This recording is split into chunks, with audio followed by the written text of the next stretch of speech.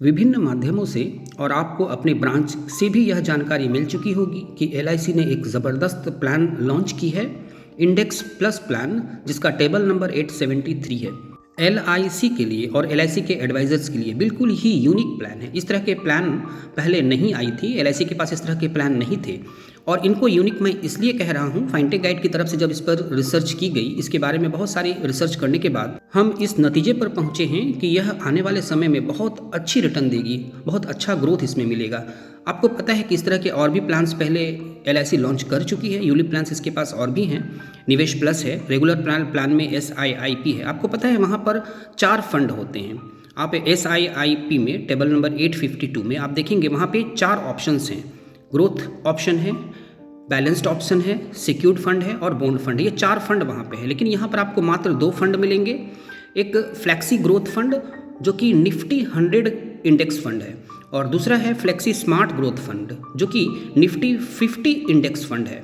अब ये निफ्टी क्या होता है, आपको इसके बारे में जानकारी होनी चाहिए। भारत में 2 स्टॉक एक्सचेंज काम करते हैं, एक NSE जिसको नेशनल स्टॉक एक्सचेंज कहते हैं और दूसरी BSE जिसको बॉम्बे स्टॉक एक्सचेंज कहते हैं। और इसी से रिलेटेड निफ्टी और सेंसेक्स है, जिसके बारे में आप अक्सर बिजनेस न्यूज़ में सुनते होंगे। जो भी जहाँ पर भी जो बिज़नेस चैनल है, जहाँ पे बिज़नेस न्यूज़ आते हैं, इकोनॉमिक टाइम्स वगैरह में आप जब देखेंगे तो वहाँ पर आपको सेंसेक्स और निफ्टी ये 2 टर्म्स आपको दिखाई देंगे। तो जो NSE यानी नेशनल स्टॉक एक्सचेंज पर जो भी ट्रेड होते हैं वो निफ्टी के अंतर्गत आते हैं। और निफ्टी 50 का अर्थ ये हुआ कि वहाँ पे जितने भी स्टॉक्स हैं उसमें जो टॉप 50 स्टॉक्स हैं वो निफ्टी 50 इंडेक्स हैं और जो टॉप 100 स्टॉक्स हैं, जो इंडिया की बड़ी बड़ी 100 कंपनियां हैं, कारोबार के मामले में, नेटवर्थ के मामले में जो बड़ी बड़ी कंपनियां हैं, 100 कंपनियां, वो निफ्टी 100 इंडेक्स के अंदर आते हैं और जो बड़ी बड़ी 50 कंपनियां हैं वो निफ्टी 50 के अंतर्गत आते हैं। और इन्हीं दो को लेकर यानी टॉप 50 कंपनीज को लेकर ये बनाया गया है निफ्टी 50, जो कि फ्लैक्सी स्मार्ट ग्रोथ फंड के अंतर्गत आएंगे और निफ्टी 100 इंडेक्स फंड जो है वो फ्लैक्सी ग्रोथ फंड के अंतर्गत आएंगे। अब आप ये खुद विचार कर लें कि एक डेवलपिंग कंट्री इंडिया जितनी तेज़ी से ग्रो कर रही है, आने वाले समय में ये जो निफ्टी है, नेशनल स्टॉक एक्सचेंज पर जो भी कंपनियां ट्रेड कर रही हैं, यानी निफ्टी की किस तरह से ग्रोथ होगी, निफ्टी 100 और निफ्टी 50 की ग्रोथ कहाँ तक पहुँचेगी, आप इसका अंदाज़ा नहीं लगा सकते। आपको आगे कुछ एग्जांपल से आपको दिखाऊंगा कि ये कितनी तेज़ी से ग्रो करेगी। लेकिन आगे बढ़ने से पहले आपको बता दूं कि फाइनटेक गाइड कंप्लीटली LIC के एडवाइजर्स को डेडिकेटेड चैनल है। यदि आपने अभी तक इस चैनल को सब्सक्राइब नहीं किया है तो ज़रूर सब्सक्राइब कर लें और बेल आइकन को ऑल पर सेट कर दें, जिससे जब भी कोई नई वीडियो अपलोड हो तो उसका नोटिफिकेशन आपको प्राप्त हो जाए। साथ ही आप इसके प्लेलिस्ट को भी ज़रूर फॉलो करें, वहाँ आपके लिए उपयोगी वीडियोज़ हैं, अलग अलग ग्रुप्स में उन वीडियोज़ को रखी गई हैं, उन प्लेलिस्ट को भी आप फॉलो करें। CLIA से रिलेटेड वीडियोज़ हैं, आनंदा से रिलेटेड वीडियोज़ हैं, मोटिवेशनल वीडियोज़ हैं, IRDA और कंपनियों के लेटेस्ट अपडेट्स हैं, उनका सही विश्लेषण, उनका सटीक विश्लेषण वहाँ पर उपलब्ध है, जिनसे आपको सटीक जानकारी प्राप्त होगी। इसके अतिरिक्त टेक्निकल और ट्रेनिंग वीडियोस भी हैं जिनमें आपको ट्रेनिंग दी जाती है कि आप ऑनलाइन सारे काम कैसे करेंगे। तो इस प्रकार से ये सारे वीडियोस इस चैनल को आपके लिए एक कंप्लीट गाइड बनाती है। फाइनटेक गाइड आपके लिए एक कंप्लीट गाइड है, तो आप इस चैनल को ज़रूर सब्सक्राइब कर लें यदि अभी तक आपने इस चैनल को सब्सक्राइब नहीं किया है, और साथ ही इसके प्लेलिस्ट को भी आप ज़रूर फॉलो करें। चलिए आज की वीडियो में आगे बढ़ते हैं। आइए छोटी सी एग्जांपल लेकर देखते हैं कि निफ्टी में किस तरह की ग्रोथ होने वाली है, तब उसके बाद इस प्लान को सेल करने में मज़ा भी बहुत ज़्यादा आएगा। जैसे ही गूगल पर आप निफ्टी टुडे लिखेंगे तो देखिए इस तरह का ऑप्शन आएगा। देखिए आज कितने पर कारोबार कर रही है निफ्टी 50, 21,771.7। ये 5 फरवरी को आज इतने पर कारोबार कर रही है। अब यही आप देखिए 21,000 है तो ये 2030 तक 1 लाख तक पहुंचने वाली है। ये देखिए निफ्टी 1 लाख तक पहुंचने वाली है। ये रिसर्च टीम, ये इकोनॉमिक टाइम्स की तरफ से, ये वेबसाइट से मैंने लिया है। देखिए यहाँ पर ये 25,000 2025 तक ये 25,000 क्रॉस करेगी। 2025 तक, 2025 के अंत तक ये 25,000 क्रॉस करेगी। तो आप इस तरह से देख सकते हैं कि कितनी तेज़ी से निफ्टी में ग्रोथ होगी। तो इस तरह से जब निफ्टी में ग्रोथ होगी तो निश्चित रूप से ये जो निफ्टी फ्लेक्सी ग्रोथ फंड है और फ्लेक्सी स्मार्ट ग्रोथ फंड है, दोनों में निश्चित रूप से ही ग्रोथ होगी। तो जिस तरह से इकोनॉमी भारत की ग्रो कर रही है तो निफ्टी भी ग्रो करेगी और निश्चित रूप से इस पर लगे हुए पैसे भी ग्रो करेंगे। लेकिन यहाँ पर एक डिस्क्लेमर देना, एक सावधानी बतानी ज़रूरी है कि यह केवल संभावना है, यह केवल प्रेडिक्शन है। बड़े बड़े अर्थशास्त्रियों के द्वारा यह प्रेडिक्ट किया गया है कि भारत की इकोनॉमी इसी तरह से ग्रो करेगी। पास्ट परफॉर्मेंस को देखते हुए फ्यूचर के परफॉर्मेंस की यहाँ पर प्रेडिक्शन की गई है। इसमें कुछ ग्रोथ कम भी हो सकती है या जो बताई गई उससे अधिक भी ग्रोथ हो सकती है, क्योंकि बाज़ार विभिन्न परिस्थितियों के द्वारा नियंत्रित होती हैं। आने वाले समय में किस तरह की परिस्थितियां रहेंगी, वर्तमान में कौन सी परिस्थितियां हैं, इन सब का प्रभाव बाज़ार पर पड़ता है और उसी तरह से बाज़ार में ग्रोथ भी होती है। तो ये केवल प्रेडिक्शन है, लेकिन अर्थशास्त्रियों के द्वारा जो प्रेडिक्ट किया गया है निश्चित रूप से आने वाले समय में उसमें ग्रोथ होगी, क्योंकि पास्ट में से लगातार भारत ग्रो कर रही है और ऐसी संभावना है कि आने वाले समय में भारत इसी तरह से ग्रो करती रहेगी और इसी कारण निफ्टी और सेंसेक्स में भी ग्रोथ देखने को मिलेगी। और जब भारत के टॉप 100 और टॉप 50 कंपनियों पर जब पैसे लगेंगे, उनमें पैसे इन्वेस्ट होंगे और जब उन कंपनियों में ग्रोथ होगी तो इंडेक्स प्लस टेबल 873 में लगे हुए पैसे में भी ग्रोथ होगी और यहाँ कस्टमर्स को अच्छी खासी रिटर्न देखने को मिलेगी। तो LIC का नया प्लान इंडेक्स प्लस टेबल 873 एक यूलिप प्लान है, यानी यूनिट लिंक इंश्योरेंस प्लान है, जिसमें एक्सीडेंटल कवर भी आप ले सकते हैं। उसके लिए आपको एक्स्ट्रा पैसे देने होंगे और साथ ही इसमें इंश्योरेंस को आप 7 टाइम्स या 10 टाइम्स अपनी इच्छा अनुसार ले सकते हैं। ये 7 टाइम्स ऑफ एनुअलाइज्ड प्रीमियम या 10 टाइम्स ऑफ एनुअलाइज्ड प्रीमियम होगा। साथ ही 2.5 लाख तक मैच्योरिटी पर किसी तरह का कोई टैक्स नहीं लगेगा। 2021 एक्ट के अनुसार 2.5 लाख तक के यूलिप के रिटर्न में किसी तरह की कोई टैक्स नहीं लगती है, यानी छोटे इन्वेस्टर्स के लिए बहुत ही सुटेबल प्लान रहने वाला है। इसमें एक बहुत ही ख़ास बात यह है कि जब मैच्योरिटी होती है, यानी फुल प्रीमियम जब पेड कर दिया जाता है, तो उसके बाद जो मॉर्टेलिटी चार्ज लगती है वो रिफंड कर दिया जाता है, यानी मैच्योरिटी अमाउंट के साथ ही उसको ऐड करके कस्टमर को वो वापस कर दिया जाता है। साथ ही इसमें लिक्विडिटी का भी ऑप्शन है। ये बहुत ही अच्छा ऑप्शन है पार्शियल विड्रॉ का। ये पार्शियल विड्रॉ भी कर सकते हैं। कितना पार्शियल विड्रॉ कर सकता है वो आगे बताई जाएगी। तो इस प्रकार से ये एक बहुत ही अच्छा और यूनिक प्लान है। छोटे और बड़े सभी इन्वेस्टर्स के लिए बहुत ही अच्छा प्लान है। आइए अब इसके कुछ एलिजिबिलिटी कंडीशंस को देख लेते हैं। सबसे पहले देखते हैं एज। 90 डेज से लेकर 60 ईयर्स तक के एज के लोगों को ये प्लान आसानी से दिया जा सकता है, लेकिन उसके लिए कुछ शर्त लागू होंगी, जैसे कितना वो इंश्योरेंस कवरेज लेगा। यदि 90 डेज से लेकर 50 ईयर्स के लोगों को देते हैं तो वो अपने इच्छानुसार 7 टाइम्स या फिर 10 टाइम्स ऑफ एनुअलाइज्ड प्रीमियम का बेसिक सम एश्योर्ड चूज कर सकता है। बेसिक सम एश्योर्ड यानी दैट बेनिफिट। और यदि उसकी उम्र 50 प्लस हो चुकी है तो 51 से लेकर 60 ईयर्स तक उनको केवल 7 टाइम्स ऑफ एनुअलाइज्ड प्रीमियम का ही सम एश्योर्ड मिलेगा, डेथ बेनिफिट मिलेगा, यानी 10 टाइम्स वो नहीं ले सकता। पॉलिसी टर्म और पॉलिसी प्रीमियम पेइंग टर्म दोनों ही सेम होता है। जितने दिनों का टर्म लेंगे उतने ही दिनों का प्रीमियम पेइंग टर्म रहेगा, लेकिन मिनिमम मैच्योरिटी एज 18 होनी चाहिए। 10 ईयर्स से लेके 25 ईयर्स तक का टर्म और प्रीमियम पेइंग टर्म होता है। तो इस हिसाब से अगर 1 वर्ष के बच्चे को देते हैं तो उसका मिनिमम टर्म आपको 17 देना होगा, तब जाकर उसकी 18 एज होगी, तब उसकी पॉलिसी मैच्योर्ड होगी। तो इस प्रकार से 10 वर्ष से लेकर 25 वर्ष तक का इसमें टर्म ले सकते हैं, लेकिन उसके कुछ कंडीशंस है, आइए उसको देखते हैं। लेकिन उसके पहले आइए देखते हैं कि सबसे पहले मैक्सिमम मैच्योरिटी एज कितनी है। मिनिमम मैच्योरिटी एज तो बताई जा चुकी 18 होनी चाहिए, लेकिन मैक्सिमम मैच्योरिटी एज अगर कोई 10 टाइम्स ऑफ एनुअलाइज्ड प्रीमियम का बेसिक सम एश्योर्ड लिया है तो उसका 75 होगा, और 7 टाइम्स ऑफ एनुअलाइज्ड प्रीमियम लिया है तो उसका 85 मैक्सिमम मैच्योरिटी एज होगा। इस हिसाब से आप कैलकुलेट करेंगे कि किस वर्ष के व्यक्ति को आप कितना टर्म देंगे जिससे कि उसकी सही समय पर मैच्योरिटी हो जाए। एनुअलाइज्ड प्रीमियम यदि 48,000 से कम है तो उसको आप 15 से 25 वर्ष का टर्म दे सकते हैं, और यदि एनुअलाइज्ड प्रीमियम यानी वार्षिक प्रीमियम 48,000 से अधिक है तो उसको फिर आप 10 ईयर्स से लेकर 25 ईयर्स के बीच कोई भी टर्म दे सकते हैं। तो इस प्रकार से टर्म यहाँ पर क्लियर हो गई। इसके अतिरिक्त प्रीमियम पेइंग टर्म जैसे बताई जा चुकी कि सेम जो टर्म आप देंगे वही उसका प्रीमियम पेइंग टर्म भी होगा, यानी उतने दिन तक ही उसको पैसे भी देने पड़ेंगे जितने दिनों का वो टर्म लेगा। प्रीमियम पेइंग मोड के सारे ऑप्शंस इसमें उपलब्ध हैं। ईयरली, हाफ ईयरली, क्वार्टरली और मंथली नैच के थ्रू ही होगी, यानी बैंक से उसके पैसे काटे जाएंगे। तो इस प्रकार से ये सारे पेमेंट के ऑप्शन इसमें उपलब्ध हैं।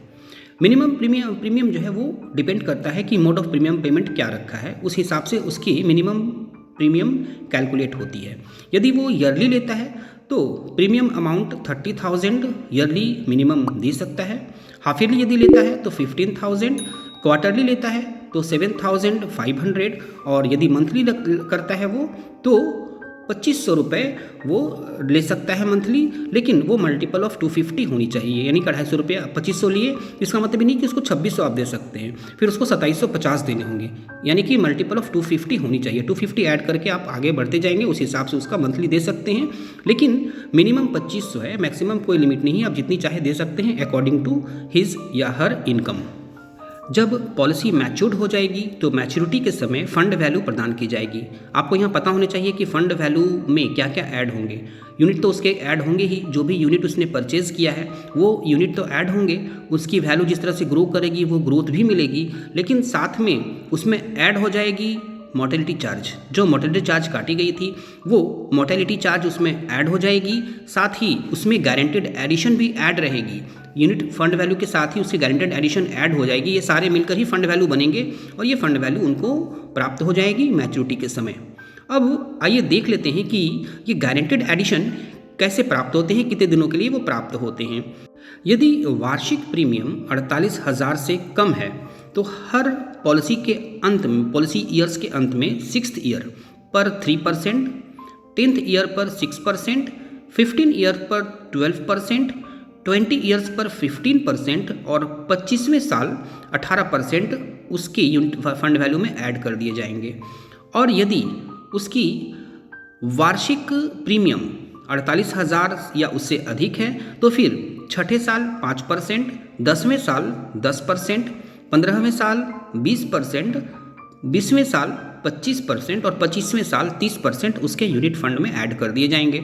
इस प्रकार से उसकी फंड वैल्यू काफ़ी अधिक बढ़ जाएगी। तो ये निश्चित रूप से गारंटी एडिशन का बेनिफिट बहुत ही अच्छा बेनिफिट है जो कहीं और नहीं मिलता। यानी म्यूचुअल फंड वगैरह में कोई इन्वेस्ट करता है किस तरह के गारंटीड एडिशन नहीं मिलते। साथ ही म्यूचुअल फंड और यूलिप में एक अंतर ये भी होता है कि आप म्यूचुअल फंड में स्विच नहीं कर सकते, लेकिन यहाँ पर आप फंडों के बीच स्विचिंग कर सकते हैं और वर्ष में 4 स्विचिंग फ्री होते हैं, उसके बाद ही चार्जेस लगते हैं।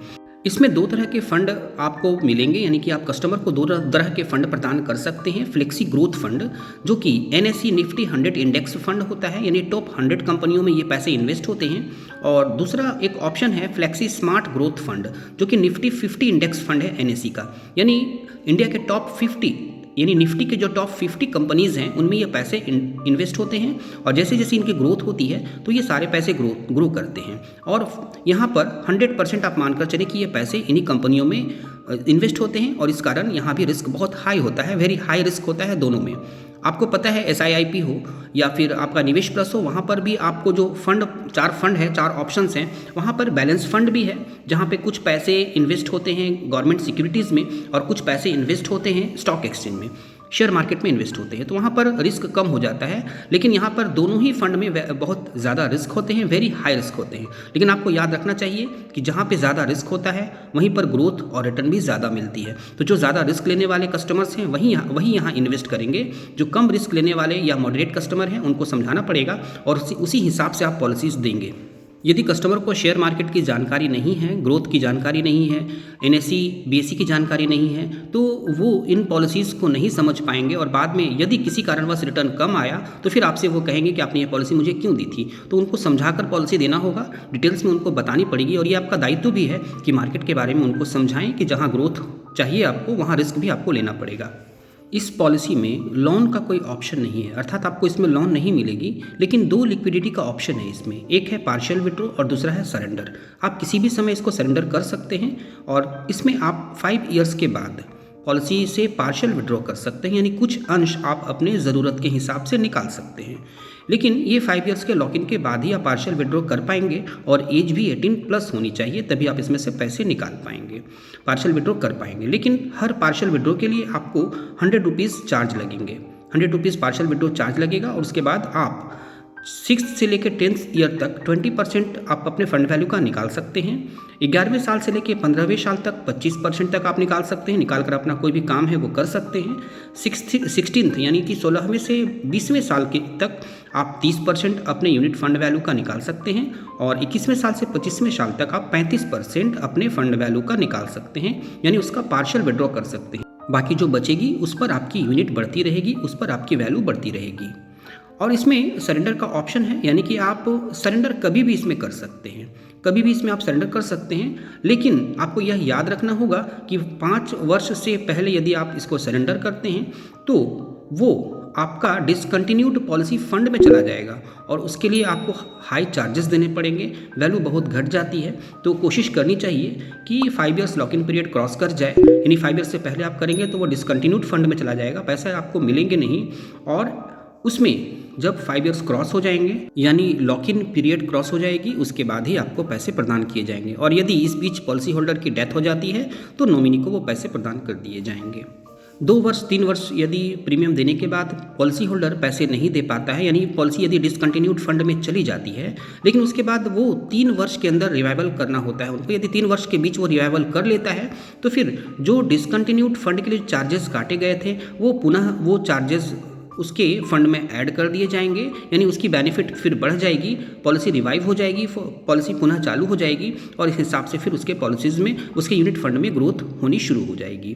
तो यदि रिवाइव करना चाहता है कोई किसी कारणवश, यदि 2 वर्ष 1 वर्ष देने के बाद यदि वो प्रीमियम नहीं देता है तो 3 वर्ष तक उसके हाथ में समय होता है, 3 वर्ष तक वो रिवाइव कर सकता है और जो डिसकंटिन्यूएशन चार्ज काटी गई थी वो भी वापस कर दी जाती है, उसके यूनिट फंड में ऐड कर दी जाती है।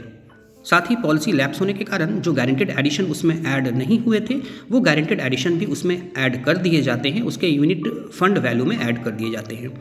आइए अब इसके डेथ बेनिफिट और एक्सीडेंटल बेनिफिट के बारे में भी देख लेते हैं। यदि रिस्क चालू हो चुकी है यानी उसका रिस्क कवर चालू हो चुका है तो उसके बाद कभी भी पॉलिसी होल्डर की डेथ होती है तो उसके 3 तरह से कैलकुलेशन होते हैं उसके रिस्क कवर की, यानी उसके जो बेसिक सम एश्योर्ड है, जो डेथ बेनिफिट प्रदान की जाएगी वो 3 तरह से कैलकुलेट होगी। पहला बेसिक सम एश्योर्ड, जो बेसिक सम एश्योर्ड है उसका वो देखी जाएगी, यूनिट फंड वैल्यू देखी जाएगी और 105% of total premium received up to the death of death, जब तक कि वो उस प्रीमियम दिया है डेथ होने से पहले तक जो प्रीमियम वो दे चुका है उसका 105% निकाली जाएगी। इन तीनों में जो सबसे ज़्यादा होगा वही कस्टमर को प्रदान कर उसके कस्टमर के नॉमिनी को प्रदान कर दिया जाएगा। तो इस प्रकार से ये डेथ बेनिफिट प्रदान की जाती है। इसके अतिरिक्त इसमें एक्सीडेंटल कवर भी लिया जा सकता है, लेकिन उसके लिए कुछ एक्स्ट्रा चार्जेस देने पड़ते हैं। यदि किसी बच्चे के नाम पर पॉलिसी ली गई है और उसका रिस्क कवर अभी स्टार्ट नहीं हुआ है तो ऐसे में जितना यूनिट वैल्यू होता है वही फंड वैल्यू नॉमिनी को प्रदान कर दिया जाता है।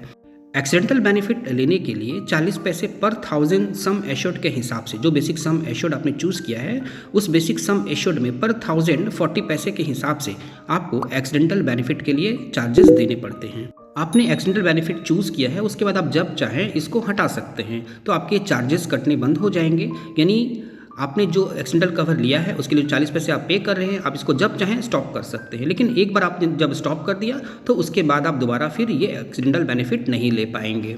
तो इस प्रकार से ये डेथ बेनिफिट और एक्सीडेंटल बेनिफिट क्लियर हो गई। अब आइए इसके कुछ चार्जेस के बारे में देख लेते हैं जो कि बहुत ही इंपॉर्टेंट पार्ट है। इसमें जो मुख्य चार्जेस काटे जाते हैं वो है premium allocation charge, policy administration charge, mortality charge, accidental benefit cover charge, fund management charge, switching charge, partial withdraw charge और मिसलेनियस चार्ज। इसमें आपको पहले बताई जा चुकी कि एक्सीडेंटल बेनिफिट चार्ज 40 पैसे पर 1000 के हिसाब से कैलकुलेट होते हैं।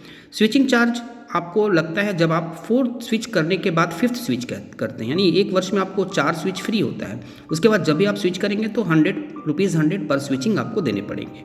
इसके अतिरिक्त पार्शियल विड्रॉ के लिए भी जितनी बार भी आप पार्शियल विड्रॉ करेंगे उसके लिए 100 रुपीज़ आपको देने होंगे, ये पार्शियल विड्रॉ चार्ज है। इसके अतिरिक्त मिसलेनियस चार्ज भी है जो कि 100 रुपीज़ पर ट्रांजैक्शन है, यानी आपने मोड चेंज किया या एक्सीडेंटल कवर रिमूव किया या राइडर ऐड किया तो इस तरह से आपको इसके लिए 100 रुपये देने पड़ेंगे। इसके अतिरिक्त मोर्टेलिटी चार्ज भी है जो एज के हिसाब से और रिस्क कवर के हिसाब से काटे जाते हैं। तो ये मोर्टेलिटी चार्ज जो है वो एज के हिसाब से और रिस्क कवर के हिसाब से होते हैं। इसके अतिरिक्त जो 2 मुख्य चार्ज हैं वो प्रीमियम एलोकेशन चार्ज हैं और पॉलिसी एडमिनिस्ट्रेशन चार्ज है। पॉलिसी एलोकेशन चार्ज वो फर्स्ट ईयर में 8% ऑफलाइन में और ऑनलाइन में 3% होती है। सेकेंड और 5th ईयर में 5.5% ऑफलाइन और ऑनलाइन 2% काटी जाती है प्रीमियम एलोकेशन चार्ज, और उसके बाद ऑफलाइन में 4% और ऑनलाइन में 1.5% करके काटी जाती है उसके बाद से लगातार। Policy administration charge first 5 years में तो कुछ भी नहीं लगती, लेकिन उसके बाद 6th ईयर्स से 125 पर मंथ के हिसाब से काटी जाती है और उसके बाद 7th ईयर के बाद 5% पर एनम के हिसाब से काटी जाती है। तो इस प्रकार से ये चार्जेस हैं जो कि काटी जाती हैं एक यूलिप प्लान में चार्जेस होती हैं, लेकिन यूलिप प्लान में ग्रोथ भी होती है, एक्सीडेंटल बेनिफिट मिलती है, डेथ बेनिफिट मिलती है, हमें इंश्योरेंस कवरेज भी प्रदान की जाती है। तो ये चार्जेस नगण्य होती है इनके सामने। तो इस प्रकार से यूलिप प्लान में अच्छी खासी ग्रोथ देखने को मिलती है, टैक्स बेनिफिट भी मिलती है और साथ में 2.5 लाख तक के मैच्योरिटी पर कोई टैक्स भी नहीं लगती है। तो इस प्रकार से लोग यूलिप को लेना पसंद करते हैं। और म्यूचुअल फंड के इस दौर में, यानी कि जब लोग म्यूचुअल फंड में इन्वेस्ट कर रहे हैं, शेयर मार्केट में इन्वेस्ट कर रहे हैं, तो LIC एक ऐसी प्लान लेकर आई है जिसमें आप इन म्यूचुअल फंड और शेयर मार्केट में जो इन्वेस्ट करने वाले कस्टमर्स हैं उनको अप्रोच कर सकते हैं, उनको इंडेक्स प्लस पॉलिसी समझा सकते हैं जो कि निफ्टी 100 और निफ्टी 50 में इन्वेस्ट करती है और जहां अच्छी खासी ग्रोथ देखने को मिलेगी।